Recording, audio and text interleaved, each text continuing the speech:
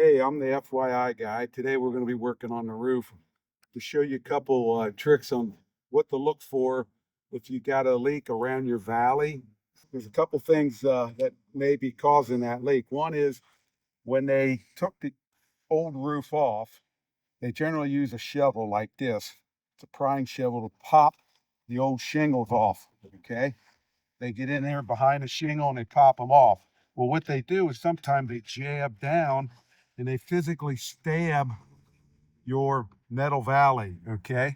A lot of times they replace the valley, but a lot of times they don't. So they may come down here and physically stab it and put a cut in your metal valley, which is going to cause the leak. So look along your valley, check for a slice in it, and you're just going to have to fill it with caulk. It's probably the best or simplest thing to do is the caulking. Another issue you run into is the quality of the work. On this particular roof, there's a leak inside. All the shingles look fine. Back through here, there's nothing wrong with the shingles. But when they did this valley, what they did was they chalk a line from the very top down to the bottom, and then they cut it. They just cut a straight line down that caulk line, okay? Starting from the top all the way down, they just cut a straight line. And as you can see, each layer is cut right on that chalk line. Well, the problem with that is you create a channel. When the water runs down here, it catches on this under the top of this underlayer shingle, and it channels back. It channels back into here and gets in behind the shingles and underneath the into your attic or your ceiling down below. So what needs to be done is every one of these need to be cut back a good 2 inches, just straight down.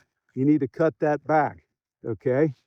As you can see, each one of these extend all the way out. So each one of these is creating a water channel.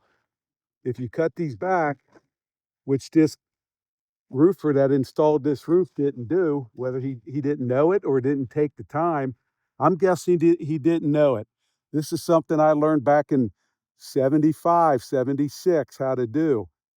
Maybe they're not passing this information on to the younger generation, but like I say, that creates a channel. It draws the water back. This needs to be cut back, and it prevents that water from channeling back. Here's another one. You need to cut this back. Okay. Now it's winter time. It's only about 40 degrees out. I use this blade here to pop the shingles loose. Okay. Uh, so the cooler the weather, the easier it is to get these shingles to come apart. But I need to do this all the way up on both sides of this valley in order to stop the water from channeling back. I hope that helps. Thanks for viewing.